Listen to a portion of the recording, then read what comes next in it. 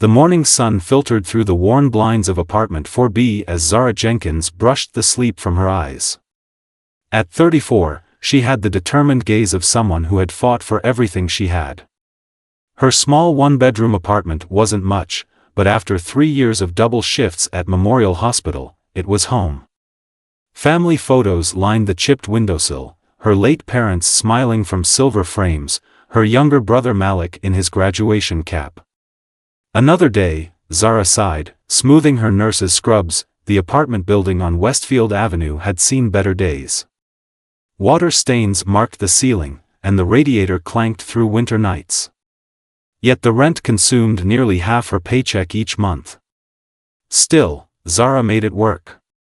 The location was perfect, just 2 bus stops from the hospital, near Malik's college, and close to the community center where she volunteered teaching health classes on weekends. What Zara didn't know was that today would change everything. The crisp white envelope slid under her door that evening caught Zara by surprise.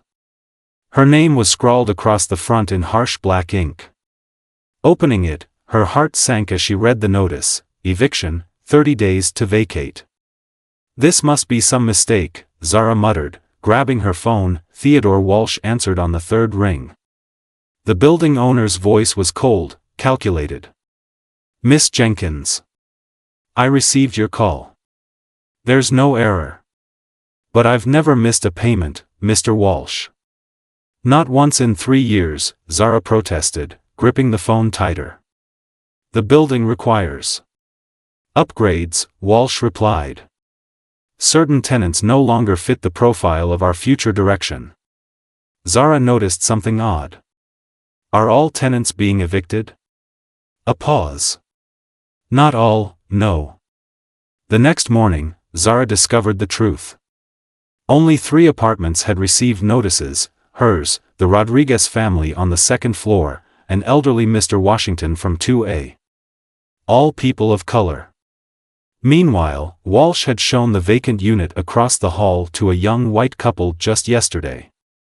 This property is transitioning to luxury apartments, Walsh explained when confronted in the lobby, his eyes never quite meeting hers. The market demands certain demographics. Nothing personal. Just business. But to Zara, it felt intensely personal.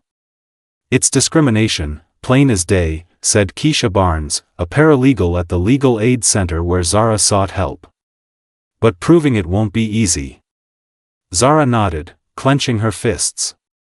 I know my rights. This isn't just wrong, it's illegal. That evening, a knock at her door revealed Daphne Turner, a white woman from apartment 5C who worked as a real estate agent. I overheard Walsh talking on the phone yesterday, Daphne whispered, stepping inside. He's been charging you nearly double what he charges other tenants for similar units. Zara's jaw dropped. What? I've seen the rental agreements, Daphne continued, sliding a folder across the table. It's not just you. Every Black and Latino tenant pays more. And these eviction notices?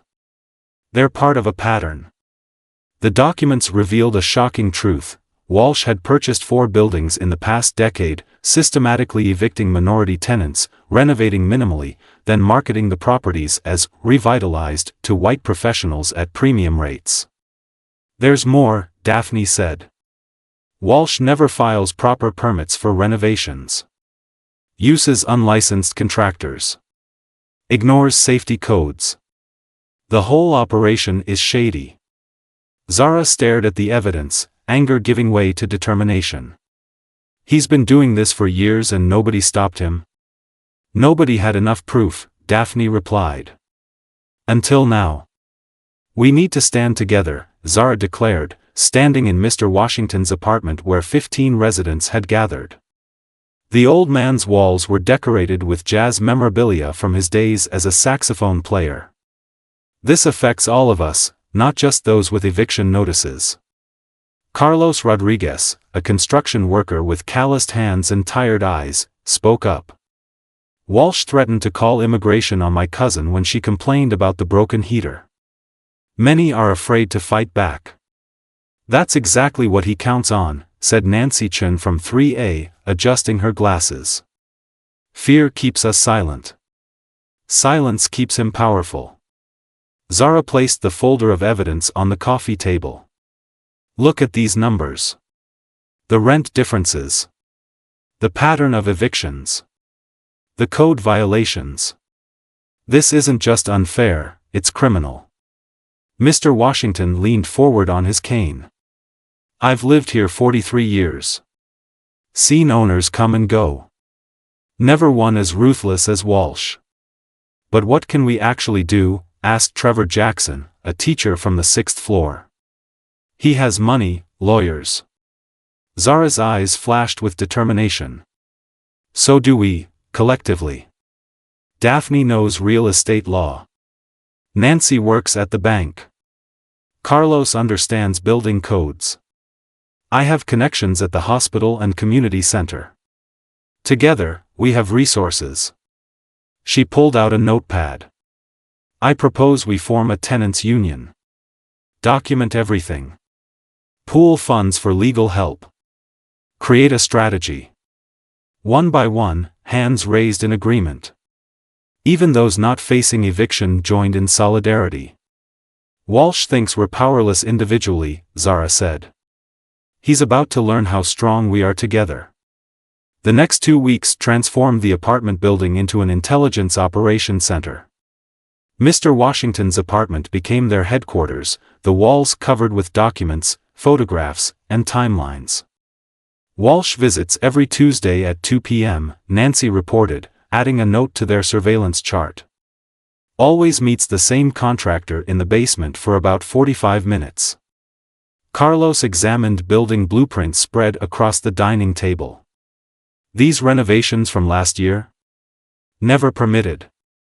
The electrical work is dangerous. Look at these junction boxes, totally overloaded. Zara worked her hospital connections, discovering 3 former tenants who had developed respiratory issues after Walsh's renovations exposed them to asbestos. Their testimonies were recorded, documented, and added to the growing file. The bank records show something interesting, Nancy noted one evening, tapping her laptop screen. Walsh has a shell company that buys these properties, then transfers them to another company he owns after the demographic shift. It's how he avoids scrutiny on his pattern. Daphne brought property records revealing Walsh had flipped 14 buildings in 10 years, each following the same discriminatory pattern. We need more, Zara insisted. Something irrefutable. Their breakthrough came unexpectedly. Malik, visiting his sister, recognized Walsh's contractor. That guy worked for my professor's research lab until he was fired for falsifying environmental reports. This connection led them to discover the contractor had been skipping required asbestos and lead testing before renovations, endangering tenant health while saving Walsh thousands. Trevor set up hidden cameras in common areas, legally recording Walsh's interactions with prospective tenants. The difference in his demeanor and information provided to white applicants versus people of color was stark and damning. Mr. Walsh, we need to talk, Zara announced, intercepting the landlord in the lobby. The entire tenant coalition stood behind her, a united front of determination. Walsh smirked, adjusting his expensive tie. I'm rather busy today, Miss Jenkins. Perhaps after you've vacated the premises. That's not happening, Zara replied, her voice steady. Not for me, not for the Rodriguez family, not for Mr. Washington. Trevor stepped forward, placing a thick folder on the reception desk. We've documented every violation. Every instance of discrimination. Every health hazard you've created. Walsh's smirk faltered. Whatever you think you have, we have everything, Nancy interrupted. Financial records showing discriminatory rent practices. Proof of unpermitted work. Health violations. Witness testimonies. Zara moved closer. We've filed complaints with the Housing Authority, the Health Department, and the Equal Employment Opportunity Commission. Our attorney is preparing a class action lawsuit for housing discrimination. For the first time, fear flickered across Walsh's face. You can't prove intent. Carlos pressed play on his phone. Walsh's own voice filled the lobby. Keep the dark ones out. Property values depend on the right complexion. The recording from one of his contractor meetings was damning. See you in court, Zara said quietly. The legal battle lasted 3 months. Walsh's high-priced attorneys fought viciously, but the evidence was overwhelming. Local news stations picked up the story. Other former tenants from Walsh's properties came forward with similar experiences. When the judge issued her ruling, the courtroom erupted. Walsh faced substantial penalties, including a 7-figure settlement to the affected tenants. The settlement money changed everything. While most tenants received substantial compensation, Zara had a different vision. What happens to our home now? Mr. Washington asked during their victory celebration in the community room. Another landlord could do the same thing all over again. Zara exchanged glances with Nancy from the bank and Daphne the real estate agent.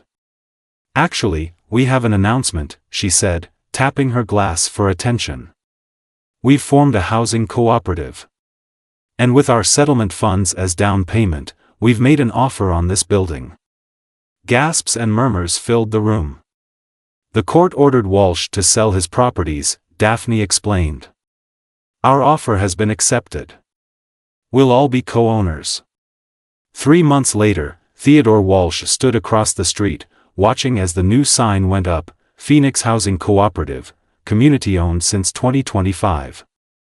His face twisted with bitterness as Zara Jenkins, now the board president, cut the ceremonial ribbon. Each resident will have an ownership stake and voting rights, Zara explained to the news cameras. Rent will be fair and based on actual costs, not profit margins or discriminatory practices. Mr. Washington sat in a chair of honor, tears in his eyes. My grandfather couldn't own property because of the color of his skin. Today, we've turned injustice into justice. Later that evening, as the celebration wound down, Zara stood in the renovated lobby, properly renovated, with all permits and safety measures in place. We didn't just win a lawsuit, she said to Malik as they hung a community bulletin board. We created a model. A blueprint for fighting back. The building that had once been a symbol of discrimination was transformed into something powerful, proof that solidarity could overcome prejudice, that justice was possible, and that home could truly belong to those who lived there.